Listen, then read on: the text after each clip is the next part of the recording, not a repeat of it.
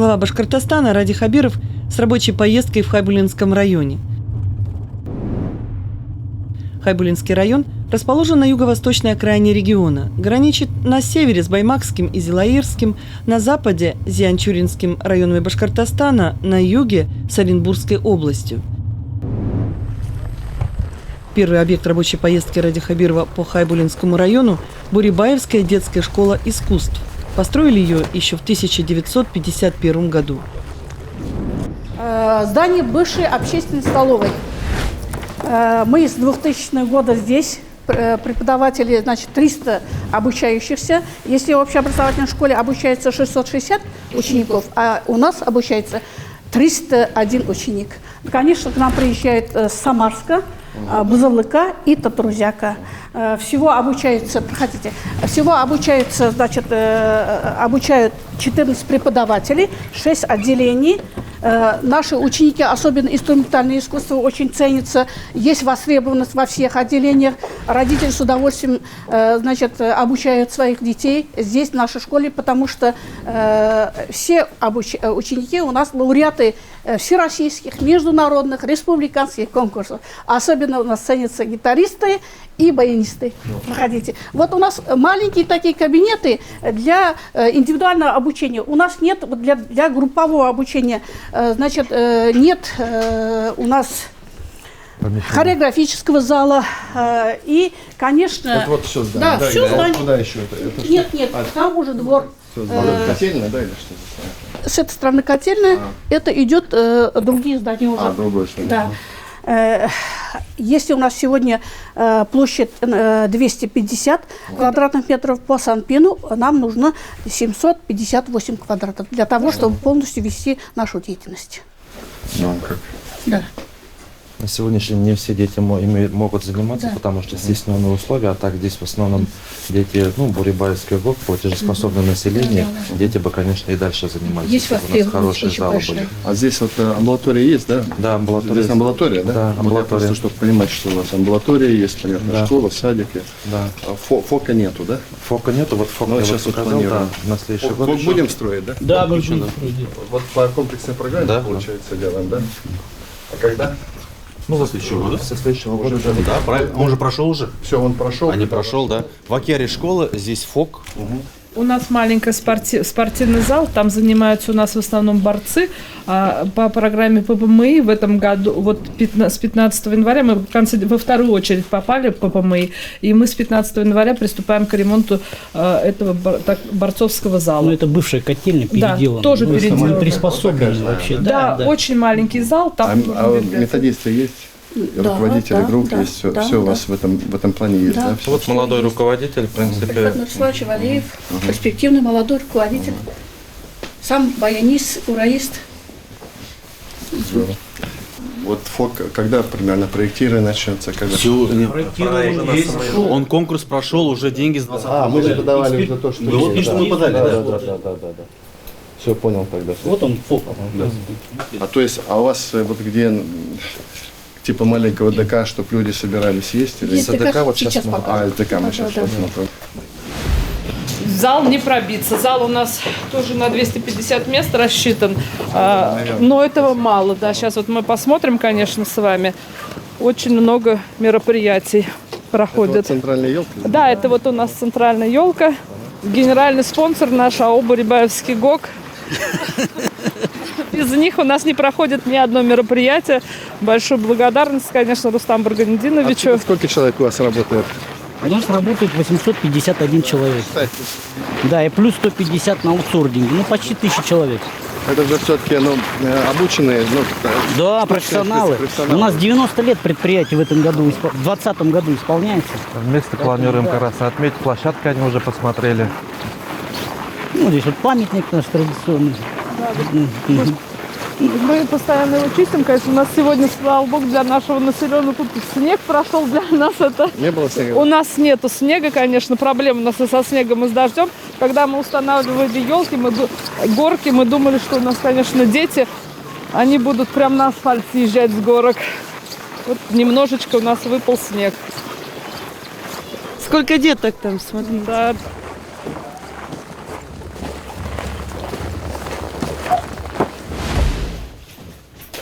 здание сельского дома культуры построено в 1947 году. Вот это здание. Да, брусчатое. Да, облицовано кирпичом. Эта часть построена в 1958 году. Вот оно как историческое наследие наше. Очень холодно. Да, несущие стены, фундамент уходит, потолки разрушаются. Но с помощью ГОКа содержим. Вот Руслан Бургудиевич полностью нам помогает, всегда поддерживает. Здесь у нас массовые мероприятия проходят.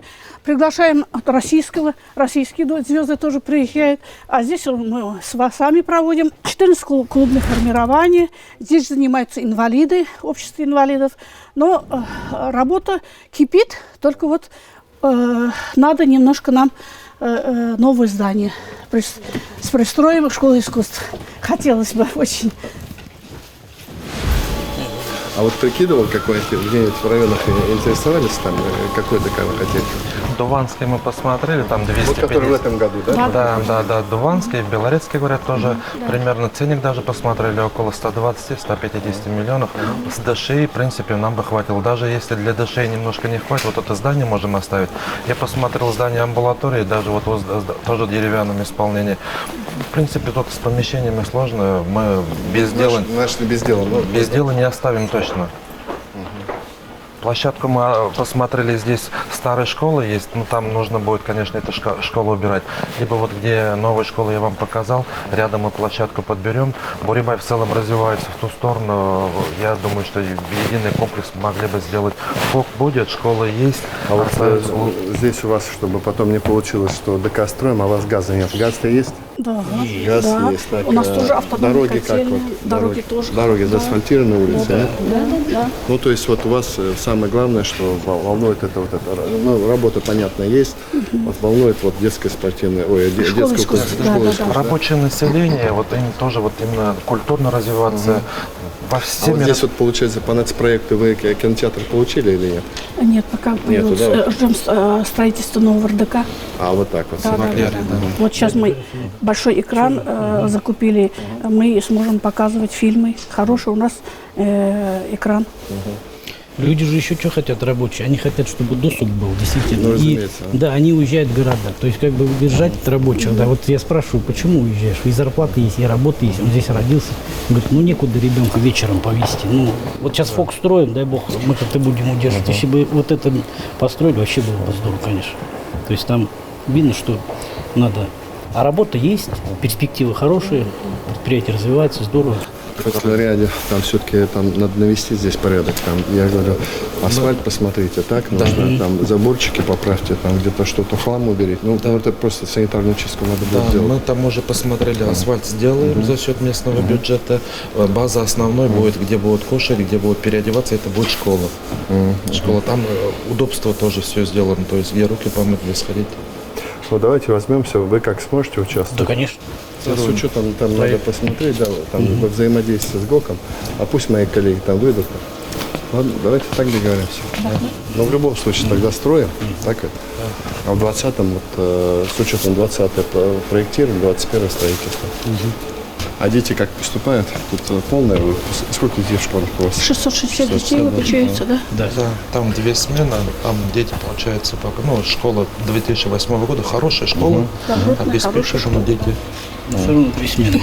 200 человек Мы вот во второй смену. Да, в 2 смены, да. В 2020 году за счет комплексного развития села начинаем строить школу на 550 мест. Это в Акьяре. Да, в Акьяре, получается, мы разгрузим ближайшие и сможем выйти на одну смену. Там с интернатом на 140 мест будет. 450 миллионов. Школьный автобус я видел в нормальном состоянии у вас? Новый. Да, в прошлом году получили автобус новый и газель новый получили. И еще был 3 у нас. А вот я посмотрел, все-таки населенный пункт большой, а типа парка ничего нет у вас здесь? Нет. Да? Нет. Стесненные условия, я все-таки предполагаю, школа, ФОК будет рядом, а там есть стадион. Если у нас получится построить сельский дом культуры, вот в этой зоне было бы неплохо там. Просто прогулочная соединяющая. Все в одной зоне мы если сделаем, деревья посадим, какие-то для детей детские игровые площадки сделаем, это было бы вот единый такой комплекс был бы. Здесь вот, если не сажать или сосны присаживаться, нет? Тяжело, мы Тяжело. Очень сложно. Мы Очень каждый сложно. год Что в проживаете? школах сажаем. Тополь, березки. Да, Даже очень березы тяжело. тяжело Очень приживать. тяжело, да. Ветер, наверное, да? Ветер и Воды у почва, нас- солончак. Да, солончак, Солончак и у у нас нас почва дождей такие. нет совсем. Соль даже выступает, когда после дождей почва высыхает. А кто-то вот научное изыскание делал, вот какие идеи? Может быть, действительно, это просто надо разобраться, какие. Не бывает так. Он же... Давайте дадим вот там нашему этому Минлесхозу. Пусть он сделает там предложение. Вообще в целом вот и по Баймаку, наверное, то же самое, хотя там... А вода вот здесь как бы, Воду мы поставляем за 30 километров от поселка. У нас проблема с водой. Но сейчас у нас в первую очередь нового трубопровода проложено. Сейчас, получается, на следующий год вторая очередь до Илбарсова. Получается, еще 15 километров. Там новые скважины тоже будет. И до Акьяра сейчас решаем, так? Да, по Акьяру у вас поручение есть. На 2020 год планируем выйти, если у вас поручение там по финансам на 2020 год будет. Есть. Да. Там же вы здесь- проектируете сейчас, да? Да, а по Бурибаю здесь и с очистными сооружениями, конечно, есть сложности, то есть тоже нужно, вот я вам покажу. А вот мне показали очистные сооружения, в 2008 году, по-моему, сделали, и новые, но ни разу не работали. Это в Акьяре. Ну, наверное, какую-то организацию, управляющую компанию нужно будет нам организовать, чтобы за ним своевременно ухаживать и чтобы полноценно работали. Бізге район мәдениет жоқтығы район. Район дом культуры хотел тоже. А в Акьяре нет. В Акьяре-то мы проектируем уже. Да. Я же был там, вот где котловая. Вот, Я вот, начальник да. управления культуры, я сама Да, лично мы- каждый день да, занимаюсь да, этим да, делом. да. Как закончится, сразу вам говорю. В марте как- сказали, последний выйдет. В марте госэкспертиза должна быть. Как выйдет, сразу в РАИП и начнем строить. Да, обязательно. Күтіп қалалық тағала. Давай, келіп тұрмын. Итәлікті халықта яшаган. Айларыңызға бақыт. Радик Фрич, а что в марте начнете строить в Акьяре? А мы год назад вот ездили, там есть ДК, начали строить фундамент. И мы договорились, что все-таки построим этот ДК. Это в Акьяре. Ну там большой, это районный дом культуры должен быть. Вот в свое время, я говорю, прям сделали фундамент хороший, но потом финансирования не хватило, и стройка встала. Это просто в центре Акьяра. Ну, мы были с вами там, стоит просто стоят бетонные блоки, которые, понятно, уже пришли в негодность. Радик Фрич, мы в Хайбулинском районе. Вы из принципа обещали, сделаем, обещали Да, депутатам. Мы, когда с депутатами встречались, договаривались, что я приеду. Вот сегодня вот проехал. Держите слово. Обязательно, без этого никак.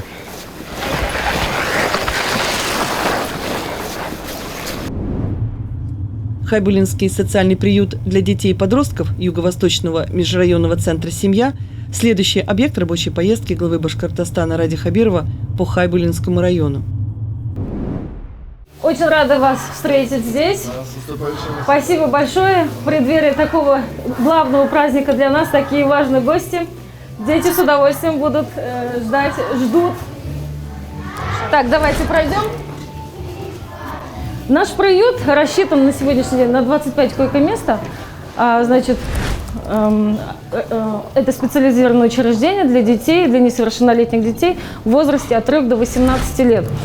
У всех у них родители есть, так? У всех у них родители есть, но у большинства есть такие проблемы, такие болезни, как алкоголизм родителей. Мы совместно с профилактической службой, со службой семьей, опека, КДН, Самое долгое, сколько здесь пребывает? максимум полгода.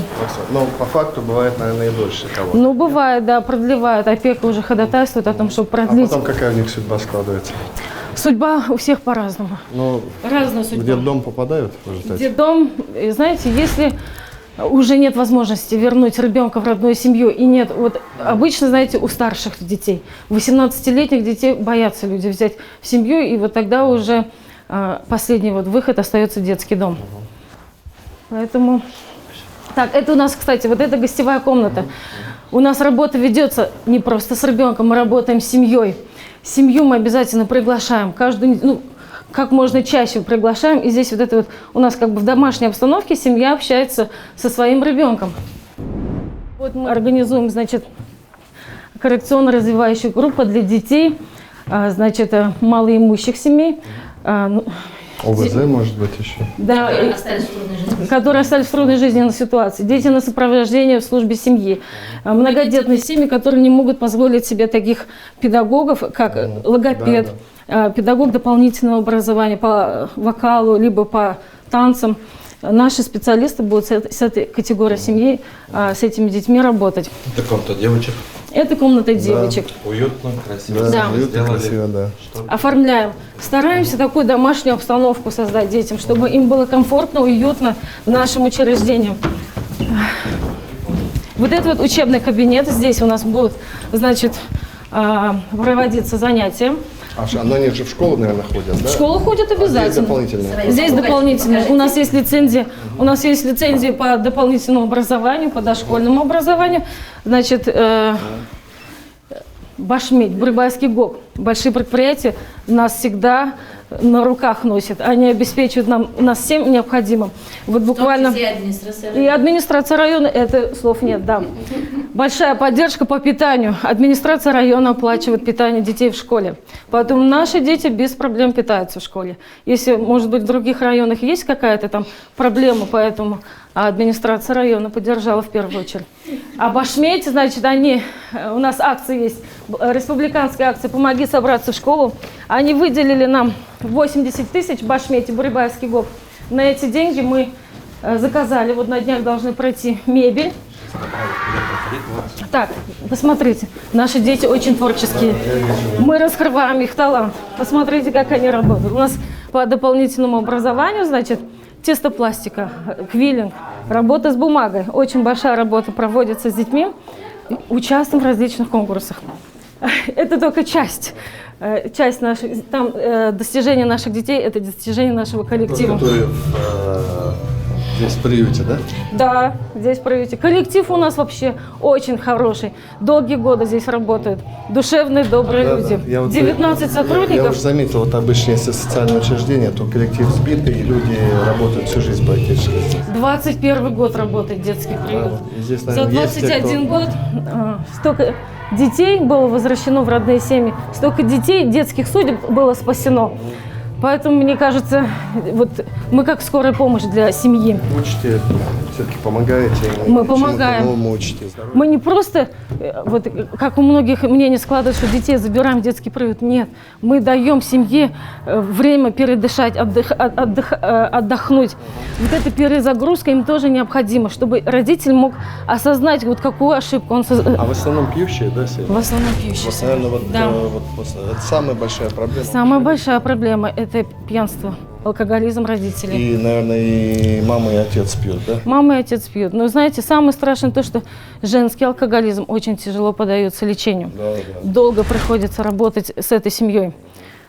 Но вот благодаря новой программе, которая стартовала с ноября месяца, проект «Моя семья». Вот сейчас у нас на очереди одна семья есть. Родителям мы собираемся после новогодних каникул отправлять в Уфу на лечение в наркологическое отделение диспансера. Конечно. Это комната мальчиков, здесь разновозрастные дети, поэтому разные кровати. В принципе, они очень дружно. Дружно живут, да? Вместе играют, Дружные, прямо очень рисуют. дружный у нас коллектив, дружные детки. Все дети у нас хорошие. Есть еще такая категория. Мама одна воспитывает. Я зампас с вопросом боюсь. Одна воспитывает. Есть случаи, когда детей оставляет на месяц, на два и едет на заработок. Есть такие случаи. Жизнь, да. Жизнь такая. Дети ждут вас, не дождутся. Давайте посмотрим.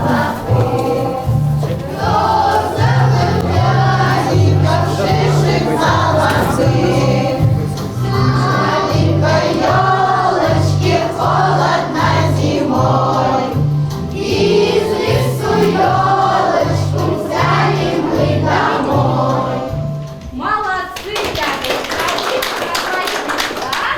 Дедушка Мороз обещал нам подарки со сваленком. Держи.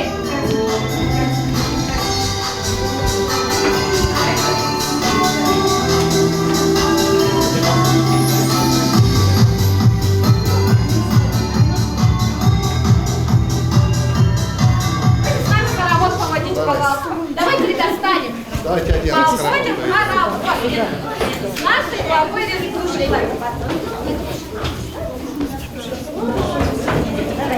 Илья Сейдов хоровод. Машина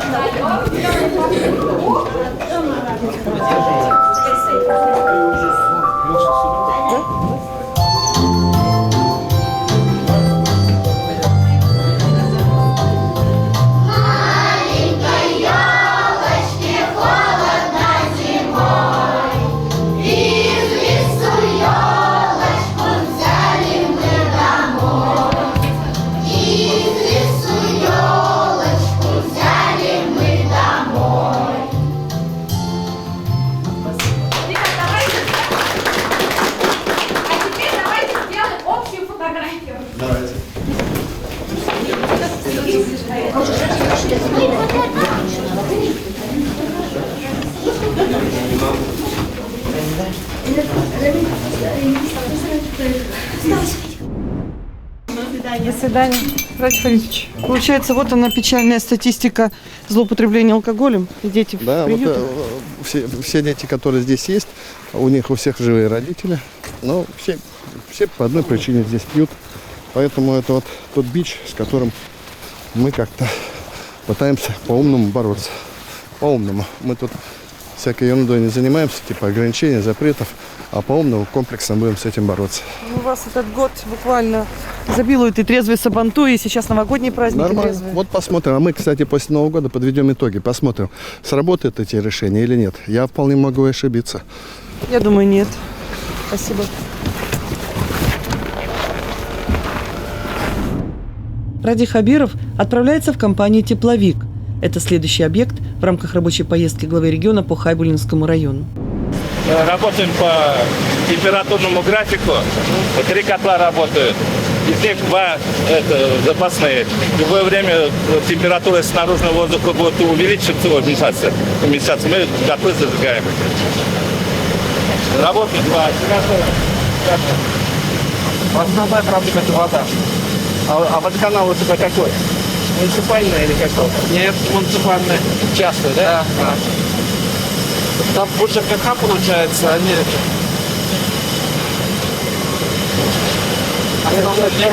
Да.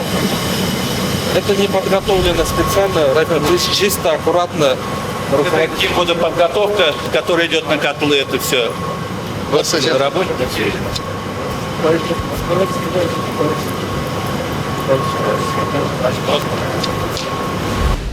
Сколько человек работает здесь? 21 человек. А ну вот градообразующее еще одно предприятие, да? А без тепла куда пойдешь? Тут получается вот она, больница. Это больница. А? Рафич, а почему мы здесь? А вот мы решили просто заехать, пожать руки тем людям, которые тепло будут давать, независимо от того, Новый год, не Новый год. Вот, потому что кто-то будет гулять, а кто-то будет работать. Вот они будут работать. Ночная смена. Ну, не проблемные предприятия. Нет, это хорошее. Ладно. Всего доброго. Спасибо. Спасибо. Я говорю, в эту поездку так коротко, потому что надо возвращаться быстро в мероприятие. Я говорю, раз обещал, приехал, все, ну мы там небольшие сейчас вопросы порешаем. Да. А так где-то, давайте ближе к весне, наверное, увидимся, посмотрим. Там надо воду самое тебе в океане, да? Вот этот здесь вот ДК, который я обещал, это ДК строить его надо обязательно. А остальное там, точки было. Ладно, всего доброго, до свидания. Спасибо.